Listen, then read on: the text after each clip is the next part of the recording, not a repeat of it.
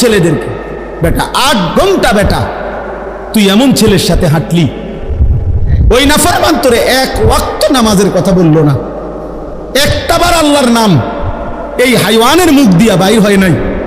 3টা বাজে তার লগে বাইরিলি, রাতের 11টা বাজে ঘরে আসলি, 8 ঘন্টা পর্যন্ত এই হাইওয়ানের মুখ দিয়ে একটাবার আল্লাহ রসুল আখেরাত, মাঝখান দিয়ে আসরের আজান হইছে, মাগরিবের আজান হইছে, এশার আজান হইছে। এত বড় শক্ত হাইওয়ান, এত বড় শক্ত নাফরমান, তার মুখ দিয়ে একটাবার কিরে আমিও তো মুসলমান তুইও তো মুসলমান, আজান হইতেছে নামাজ পড়তি না, কিরে আল্লাহর ইবাদত করতি না, একটাবার বললু না? খোদার কসম এটা কোনো বন্ধু না, এটা শয়তান বেটা, এটা শয়তান, এটা শয়তান, শয়তান, এটা শয়তান। ওই নারী শয়তান, ওই মেয়ে শয়তান, ওই ছেলে শয়তান বেটা, যে তোকে আল্লাহ চিনায়। ও আবার বন্ধু কিসের? ও কিসের বন্ধু? দুশ্মন। ও তো দুশ্মন, ও তো আদুউম মুবিন, ও তো প্রকাশ্য শত্রু। এজন্য এটা খেয়াল কর। আল্লাহ বলছেন ওয়াল্লাযীনা আমানুল্লাযীনা, আমি পাগল হয়ে গেছি যেদিন এই আয়াত পড়ছি। আরে কয় কি আল্লাহ? আল্লাহ তো ভাঙ্গা কইছে, বাংলায় কইছে, এটা বাংলা আয়াত না, যেন এটা কি না, এটা বাংলা, আমি এটা নাযিল হইছে মনে বাংলা। এত সহজ কথা। ওয়াল্লাযীনা আমানুল্লাযীনা ইউকিমুনাস সালাহ, আল্লাহ বলছে মুমিনের বন্ধু হবে ওই মুমিন যে মুমিন নামাজি।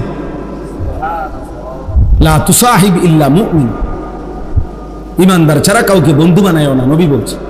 লা ইয়াকুল মালাকা ইল্লা তাকিয়ুন, মুত্তাকি ছাড়া কাউরে মহব্বত কইরা খাওয়াইও না। হুমকি দমকির ভয়ে সামাজিকতা রক্ষার্থে যদি কাউরে খাওয়াইতে হয় খাওয়াইলে আর কি, কলিজা দিয়া যে ভালোবাসা, এই ভালোবাসা দিয়া কোনো ফাসিকরে, কোনো নাফরমানকে খাওয়াইও না, নবী নিষেধ করছে। এই জন্য আলেম ওলামারে মানুষ কলিজা দিয়া খাওয়া। আপনি বিরোধিতা করলেও খাওয়াইব, আপনি পক্ষে থাকলেও খাওয়াইব। আপনি না খাওয়াইলে না, আপনি মতো 2-1 আঙ্গাল কাঙ্গাল না খাওয়াইলে কিচ্ছু দেন, আপনি বহন খান, আপনি বইয়ে বইয়ে সাদওয়ানে বিড়ি খান, যান। আপনার বদনাম দিয়া, আপনার সমালোচনা দিয়া ওলামায়ে কেরামের কিচ্ছু আসবে যাবে না। আছে না কিছু মানুষ সাহায্য, হ্যাঁ কিতা হুজুর, কোনো কাম নাই হুজুর, একটা দাওয়াত, তো শুয়ে শুয়ে দাওয়াত কেমনে খাইতো তুমি বলে দাও বুড়া মিয়া, একটা দাওয়াত খাইতো নাকি? শুয়ে শুয়ে নি দাওয়াত খাইতো, তো আপনারে দাওয়াত দেন, এটা আমার নি দোষ? কথা বলেন না কেন? আপনারে মানুষে দাওয়াত দেয় না, এটা আমার নি দোষ? তো আপনি মসজিদে গিয়ে বলেন এটা মাইকে, যে দেশ এলাকাবাসী আপনারা যে এই যে ভুল করতেছেন, আমার মতো একজন উপযুক্ত লোককে খাওয়াচ্ছেন না। হ্যাঁ কিতে পাইলেন আপনারা? এটা একটা বিচারের কথা নেই।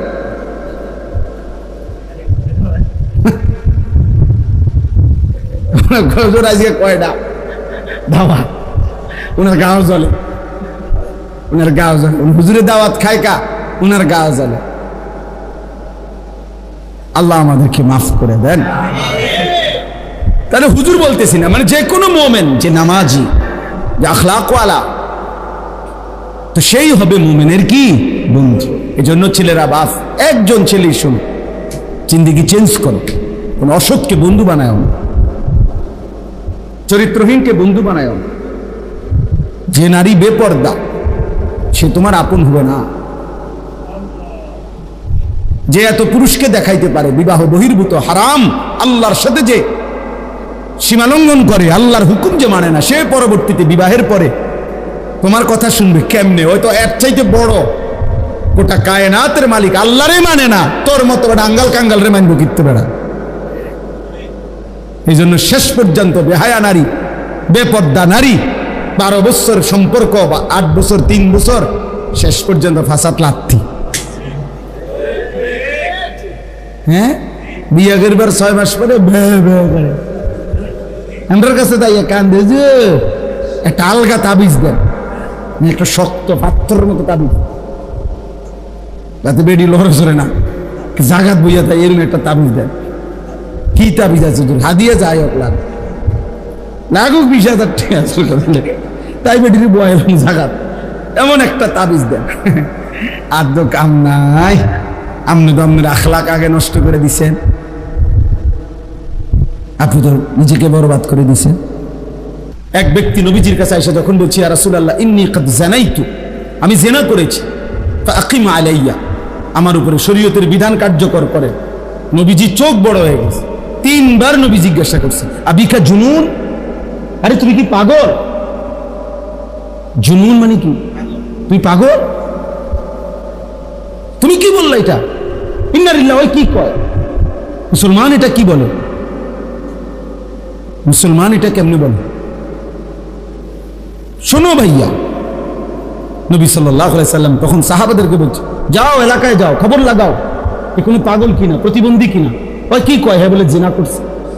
সাহাবীরা খবর নিয়ে আয়েশা বলছে ইয়া রাসূলুল্লাহ না, সে পাগল না, সে সত্যিকার অর্থেই জিনা করেছে। আল্লাহ নবী সাল্লাল্লাহু আলাইহি সাল্লাম বলেন তাহলে যাও তাকে পাথর মেরে মারো, এবং পাথর মারছে। যিনি রাহমাতুল লিল আলামিন, নবী কি কথা বুঝেন নাই চাচা? তিনি রাহমাতুল লিল আলামিন।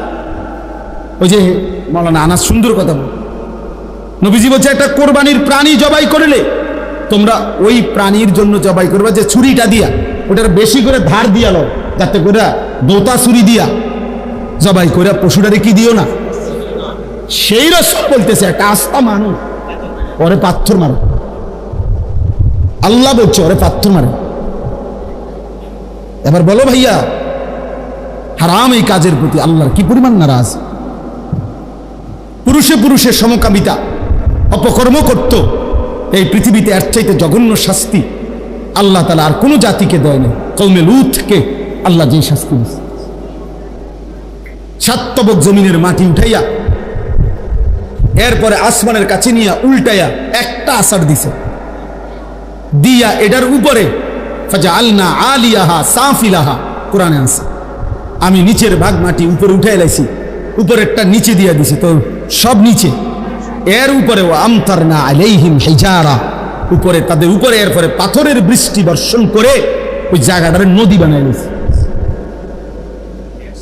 কি করতো? পুরুষে পুরুষে অপকর্ম করত। কি ভাইয়া? জিনা কিংবা ব্যভিচার।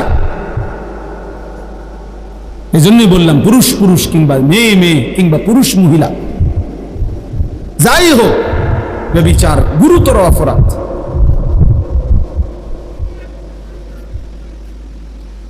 বাপসাসা সামনে দেখি এত বেশি আর কইতাম না, মনটা সাইলেন আরো কই। সেদিন মাইলস্টোন স্কুল অ্যান্ড কলেজে ভিতরে নিরাপত্তার কি ঘাটতি ছিল? সিসি ক্যামেরা বন্ধ হয়ে গেছিল নাকি? এই কারণে বিমান বিধ্বস্ত হয়েছে। বিল্ডিং এর সালের মধ্যে ছাদের মধ্যে কি ছিদ্র হয়ে গেছিল, এই জন্য তো সমস্যা কি ছিল? কিছুই না, বাহ্যিক দৃষ্টিতে তো কোনো কি ছিল না, তো তাইলে নিরাপত্তার তো কোনো অসুবিধা ছিল না। এই বিমান দিয়ে তো ইতিপূর্ব প্র্যাকটিস হয়েছে। তা আল্লাহ তাআলা যেন বলছে বান্দা মূলত তোমাদের সিসি ক্যামেরা না, বরং আমি আল্লাহ ভালো রাখলে নিরাপদ, রাখলে নিরাপদ থাকা, আমি নিরাপদ না রাখলে নিরাপদ থাকার সুযোগ, নিরাপদ থাকার সুযোগ নেই। আমার এই পায়ের এখানে একটা ছোট্ট ফোড়া উঠছে আজ 2 দিন, এইখানে আজ 3 দিন, 2 দিন হবে, 2 দিন বা 3 দিন। কি পরিমাণ কষ্ট পাই আমি রুকু সেজদা দিতে, সামান্য ফুরাই।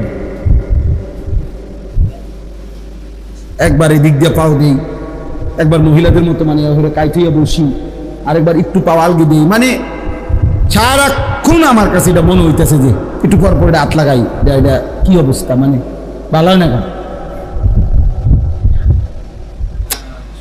বুঝলেন?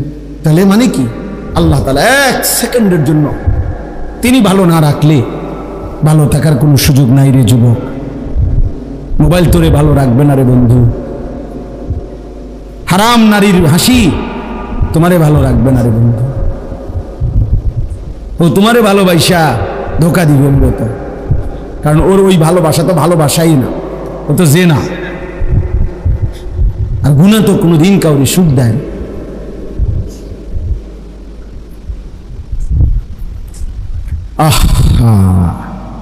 আল্লাহ আমাদেরকে হেফাজত করেন। আল্লাহ তাআলা এই মাদ্রাসা কবুল করে নেন। মাদ্রাসার তামাম জরুরত আল্লাহ তাআলা পূরণ করে দেন। সব পূরণ হবে বেটা, ইখলাস ও তাকওয়া থাকলে সব হয়ে যাবে ইনশাআল্লাহ। আর যা হয় তা দিয়ে খেদমত কর, খালাস খালাস। দুনিয়া আমি সব সময় বলি, আমরা যারা আলেম উলামা, আমগো দুনিয়ায় সব ঠ্যাঙের উপরে ঠ্যাং থুই আমরা ঘুমামু হইতো না, এটা আমাকে সিস্টেমে নেই। তাইলে আর আমগরে আখেরাত দিবে কেন? সব সব সুখ যদি আমি এনে নিয়ে নিই, সব চাহিদা যদি আমার এখানেই পূরণ হয়, তা আখেরাত কি দরকার বলেন চাচা? জান্নাত কি দরকার? তাহলে সব চাহিদা তো এনে পূরণ হয়েছি। তাহলে দুনিয়া সব চাহিদা পূরণ হওয়ার জায়গা না, সব চাহিদা পূরণ হবে জান্নাত। আল্লাহ আমাদেরকে তৌফিক দান। ছেলেরা নামাজ পড়ো বাপ, 5 ওয়াক্ত নামাজ পড়ো। আল্লাহকে নারাজ করো না বাবা, আল্লাহকে নারাজ করো না, সুখ হবে না। দিন দিন পৃথিবী অনেক বেশি ঝামেলা বাঁধতেছে। কত কিছু যে আধুনিকতা, কত প্রযুক্তি, অবাক অবাক অবাক। আমি তো এতদিন কোনোদিন দেখছি না, এতদিন এইবার হজ্জের পরে আবার একজনে দেখাইছে যে AI, মানে মোবাইলের মধ্যে একটা কি আছে, একটা কিতা আছে, এটা মানে এটা এত ভয়ানক যে এটা মনে হয় যেন 800 কোটি মানুষের সব জানে, সব জানে। হ্যাঁ হ্যাঁ, এটা একটা মোবাইলের মধ্যে অ্যাপস আছে, সফটওয়্যার আছে, ChatGPT। অর্থাৎ একেবারে মনে হয় যেন 800 কোটি মানুষের কলজার ভিতরে খবর পেতে, এমন ভয়ানক। কৃত্রিম বুদ্ধিমত্তা, আর্টিফিশিয়ালি ইন্টেলেক্ট, আজীব। আমি এটা দেখি রে কয় এগুলো শুধুমাত্র আমি আমার দেখাইছে কেন, ওই কোমরে আমি ব্যথার জন্য ডাক্তার দেখাইতে চাইছিলাম, বাহিরে যাবো। তো আমি তো আগে ইন্ডিয়া গেছি 2 বার চিকিৎসার জন্য। এখন আমি গত বছর ভাবতেছি যদি আমাকে ইন্ডিয়ার ভিসা না দেয়, থাইল্যান্ড ডাক্তার দেখানো পারি কি খোঁজ নিতাম। তো থাইল্যান্ডে আমার একজন বড় ব্যবসায়ী ঢাকার, ওনারে আমি বলছি ভাই থাইল্যান্ড কেমনে কেমনে যাইতে হয় আমার দূর খোঁজখবর নিয়ে দেন। উনি আমার গাড়ির ছিল তখন, কারে হুজুর কি খোঁজখবর নিবে, এখনই শুনাইতেছেন সব দেখেন। পরে এইটা চালু করছি, এরা সুবহানাল্লাহ। আপনার কি সমস্যা, কি ডাক্তার, কেমনে কি কি লাগবে, আপনার প্রেসক্রিপশনগুলো আমাকে দেখান। এটাতে কইতে আছে আপনাকে কি আমি এটার উপরে একটা ডাক্তার সাহেবের কিভাবে সিরিয়াল নিবেন, এটা কি আপনাকে আমি দেখাবো। ওইখানে পুরা হসপিটালের চিকিৎসাটা কিভাবে হয় এটা কি আপনাকে বলবো। মানে একটার পর একটা জিগাইতে আছে ওইটার ভিতরে থেকে, আপনি শুধু জিগাইবেন একটার পরে। ও মা এটা কি, আরে আপনি বুঝতেন না, এটা আপনার মাথা দেখে বুঝছেন। তাইলে বললাম যে অর্থ আশ্চর্য। তাহলে প্রতিনিয়ত আমাদের পৃথিবী সংকীর্ণ হয়ে যাচ্ছে, ছোট হয়ে যাচ্ছে। আমরা আপন ঘরে আপন জায়গা তো আমরা নিরাপদ না। আমাদের প্রতিটা পদক্ষেপ দুশ্মনের কাছে। অতএব আল্লাহ যদি রক্ষা না করে, ইমান যদি না রক্ষা হয়, তো ভাত মাছ তো মিলবে বাবা। বয়স্ক বাবা চাচারা হয়তো বলবেন আপনারা আর বাইতো না বাস মুখ দিন, কিন্তু আপনি না মরে যাবেন কাকু। নাতি সে যদি বেঈমান হয়, আপনার নাতি, তখন কি হবে? এজন্য সন্তানকে দিন শিখান, আল্লাহর সাথে জুড়ে দেন, কোরআনের সাথে জুড়ে দেন। একটা ছেলে মেয়েকেও আল্লাহর দিন থেকে বঞ্চিত করবেন না। আল্লাহ আমাদেরকে তৌফিক দেন। তো প্রায় এই জন্য বলি আমি যে মানে প্রত্যেক বড় মোবাইলওয়ালা যার হাতে একটা মোবাইল আছে, বড় এই মোবাইলের, সেইটাই একজন সাংবাদিক, এইটাই একজন বুদ্ধিজীবী। বাংলাদেশে যদি মনে করেন 5 কোটি মানুষের হাতে একটা বড় মোবাইল থাকে, 5 কোটি বুদ্ধিজীবী, 5 কোটি সাংবাদিক, এবং এই 5 কোটি মোবাইলওয়ালা দেশবাসীকে বুদ্ধি দিতে আছে, এভাবে করেন, ওইটা করেন, এখন এটা করা উচিত, এখন ওইটা করা উচিত। আর তোমার কি উচিত? আমার উচিত মোবাইল টিপা। বাকিদের উচিত আমি যে বুদ্ধি দেয় ওইটা করা। বুঝেন নাই কথা? বাকিরা আমার বুদ্ধিতে কাজ করবেন আর আমি শুধু মোবাইল টিপব। আফসোসের এই কয়েকদিন আগের ওই যে ওই যে নোয়াখালীতে যে প্রবাসী লোকটার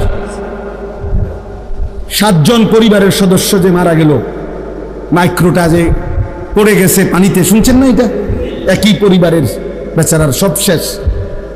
তার আমি সাক্ষাৎকার দেখছি, আর সেই আফসুস করে চোখের পানি ফেলে বলছে যে কত শত শত মানুষের আমি চিল্লাইয়া কাঁদছি, ডাকছি, সবাই সবাই ভিডিও করে, সবাই ছবি উঠায়, কিন্তু আমারে কেউ আমার বাঁচাইবার জন্য কেউ চায় বলে নাই। এটা ওই বলছে কি পরিমাণ বদনসিব এই জাতি,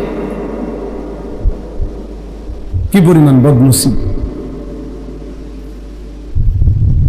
বেচারা কাঁদতে কাঁদতে এটা বলছে যে আমার মানুষগুলো এভাবে মারা যাইতেছে, ওরা সবাই ভিডিও করতেছে।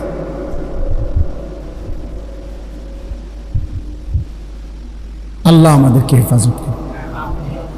মাইলস্টোনের খবরের সময় আসছে না যে আপনার পানির বোতলের দাম দিয়ে লাগছে 600 টাকা। কত বড় জালিম, কত বড় নিকৃষ্ট জানোয়ার, মানুষরূপী জানোয়ার, কত বড় নিকৃষ্ট বলে।